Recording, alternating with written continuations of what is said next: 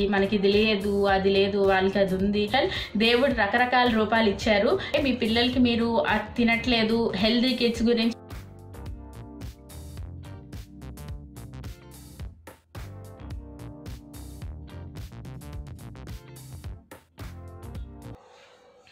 Hello అండి, welcome back to my channel. మన channel 25,000 subscribers reach అయిపోతున్నారండి. Thank you so much. ఇంకొక 500 మంది ఉన్నారు అంతే. సో 25K అంటే చాలా చాలా పెద్ద విషయం నాకు. సో అదంతా మనం తర్వాత మాట్లాడుకుందాం. అండ్ ఈ 25K మంది కూడా నాకు ఒక మంచి ఫ్యామిలీ లాగా నాకు చాలా చాలా పాజిటివిటీని ఇస్తారు నా లైఫ్లోని. నా వల్ల మీరు ఎంత పాజిటివిటీ తీసుకుంటున్నారో నాకు తెలియదు, కానీ నాకైతే మీ వల్ల చాలా చాలా హ్యాపీనెస్ వస్తుంది. సో థ్యాంక్ యూ అండి, థ్యాంక్ యూ సో మచ్. అందుకనే ఆ చనువుతోనే నేను ఈరోజు కొన్ని మాట్లాడతాను. అవి కరెక్టా కాదా, నేను బాగానే ఆలోచిస్తున్నానా లేదా అనేది మీరు నాకు కామెంట్ సెక్షన్లో చెప్పండి. సో అన్నిటికన్నా ముందు ఈ వీడియో మీకు రిలీజ్ అయ్యేటప్పటికే మంచి జరగాలి అని కోరుకుంటున్నాను. అదేంటంటే పైలట్ అభినందన్ అక్కడ పాకిస్తాన్ వాళ్ళు పట్టేసుకున్నారు కదా, సో మీ అందరికీ కూడా తెలిసే ఉంటుంది. సో అక్కడ నుంచి సేఫ్గా వచ్చేయాలి అని నేను చాలా ప్రే చేస్తున్నాను. ఈ వీడియో పబ్లిష్ అయ్యే టైంకి వచ్చేస్తే చాలా చాలా బాగుంటుంది.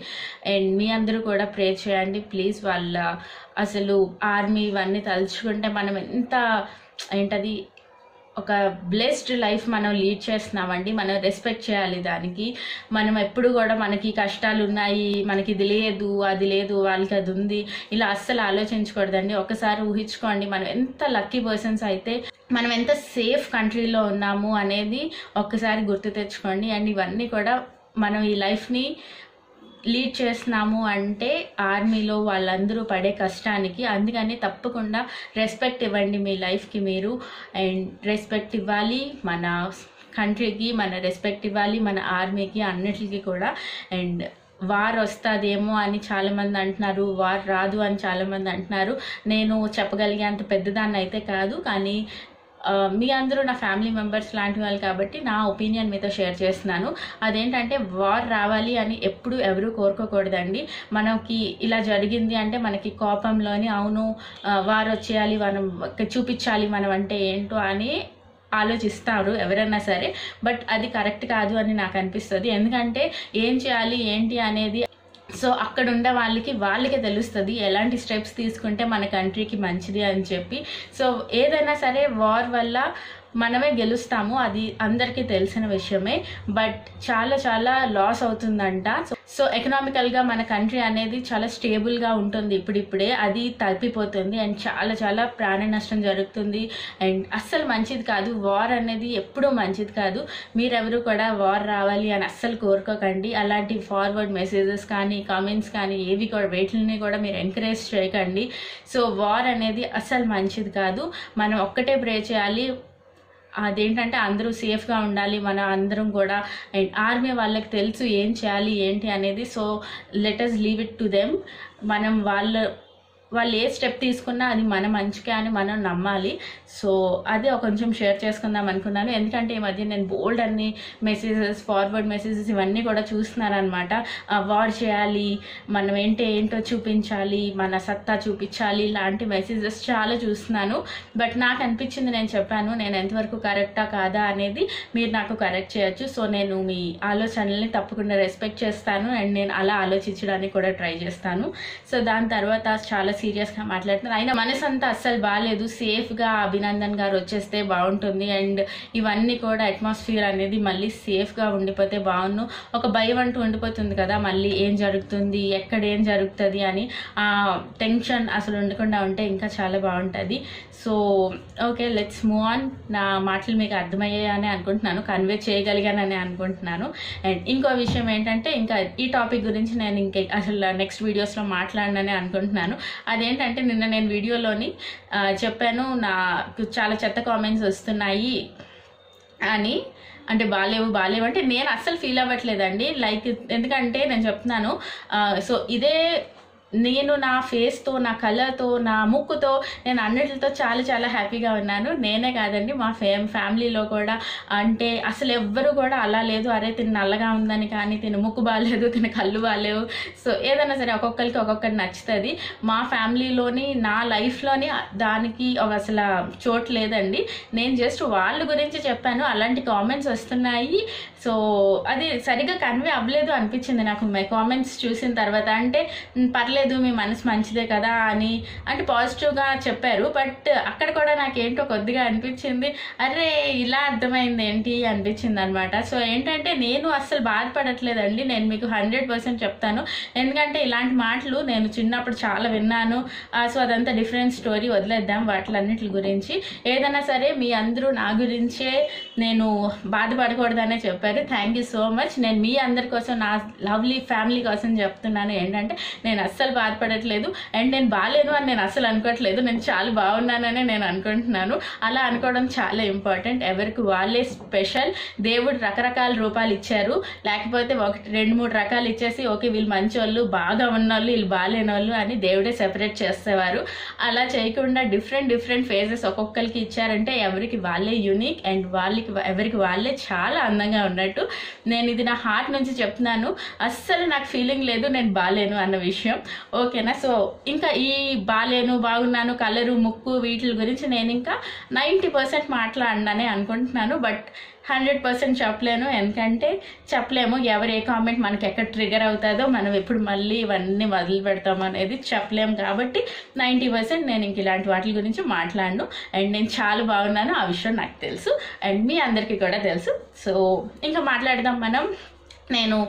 సో ఇప్పుడు చాలా మాట్లాడేశాను కదా, ఇప్పుడు నేను కొరబియ్యంతో ఒక దోశ చేశాను. ఆ దోశ రెసిపీ చూసేసి వచ్చేయండి, అప్పుడు మనం ఇంకొద్దిగా మాట్లాడుకుందాం. అయితే కొర్రల దోశ రెసిపీ చూద్దామండి. చాలా ఈజీగా చేసుకోవచ్చు. దీనికి నేను 1 కప్ ఆఫ్ కొర్రలు తీసుకున్నాను. ఈ గ్లాస్తో తీసుకున్నాను అనమాట. ఫాక్స్టైల్ మిల్లెట్ ఈ గ్లాస్తో 1 కప్ తీసుకున్నాను. అందులో వేసుకోవాలి మినప్పప్పు. నేను తొక్కతో ఉన్న మినప్పప్పు తీసుకున్నాను అనమాట. అంటే బ్లాక్ కలర్లో ఉంటాయి కదా అవి, మీరు నార్మల్ అయినా తీసుకోవచ్చు. తర్వాత పెసలు తీసుకున్నాను, ఆర్ మీకు నచ్చితే మీరు పెసరపప్పు మామూలుదైనా వేసుకోవచ్చు, ఇదైనా వేసుకోవచ్చు, మీ ఇష్టం. ఇది ఒక 2 స్పూన్స్ వేసుకున్నాను. ఇంకా కొద్దిగా శనగపప్పు,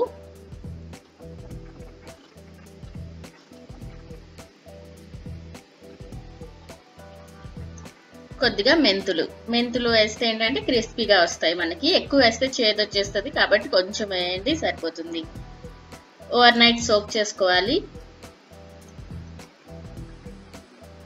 ఫుల్గా వాటర్ వేసుకొని బౌల్ నిండా ఓవర్ నైట్ మాత్రం సోక్ చేయాలండి, లేకపోతే అవ్వదు. సో సోక్ చేసుకొని వెంటనే ఇన్స్టెంట్గా వేసేసుకోవచ్చు. దీనికి ఫర్మెంటేషన్ కూడా ఏం అవసరం లేదు.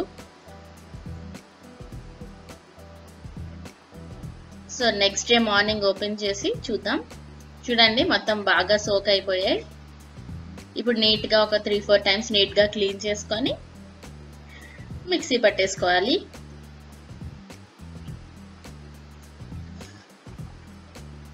హెల్దీ దోశ, నార్మల్ దోశ కాకుండా ఇవి ట్రై చేయండి ఒకసారి మీరు కూడా. ఇప్పుడు మిక్సీ జార్లో వేసుకుంటున్నాను.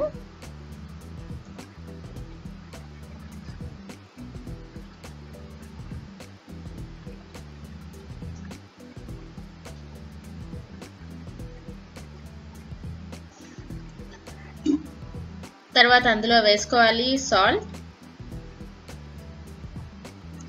పింక్ సాల్ట్ యూజ్ చేస్తే ఇంకా హెల్దీ అండి, మంచిది. కొంచెం జీలకర్ర,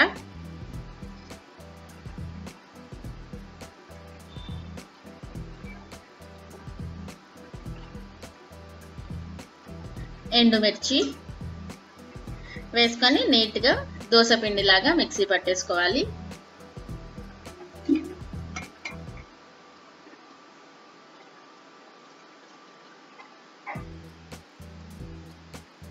చూడొచ్చు దోశ కన్సిస్టెన్సీలోనే నేను ఉంచాను, ఎక్కువ వాటర్ కూడా వేయలేదు, అలానే బాగా థిక్గా కూడా లేదు. ఇన్స్టెంట్ కాబట్టి మన దోశ కన్సిస్టెన్సీలో ఉన్నట్టు మిక్సీ పట్టేసుకొని తర్వాత నార్మల్ దోశ లాగా వేసేసుకోవడం అంతే. సో చాలా చాలా సింపుల్ కదా. అయితే మీరు దోశ ఎలా వస్తుందో చూడండి, నేను మిమ్మల్ని మళ్ళీ కలుస్తాను.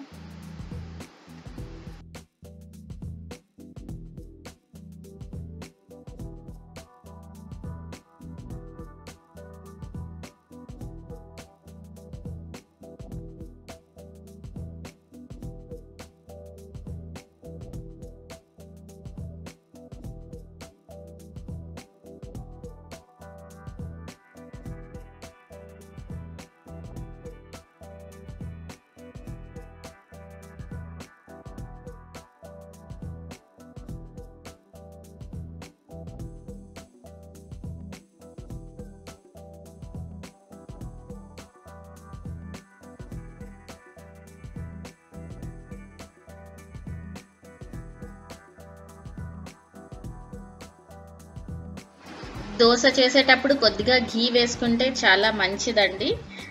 సో కొంచెం ఘీ కూడా వేసుకొని అప్పుడు దోశ ప్రిపేర్ చేసుకుంటున్నాను.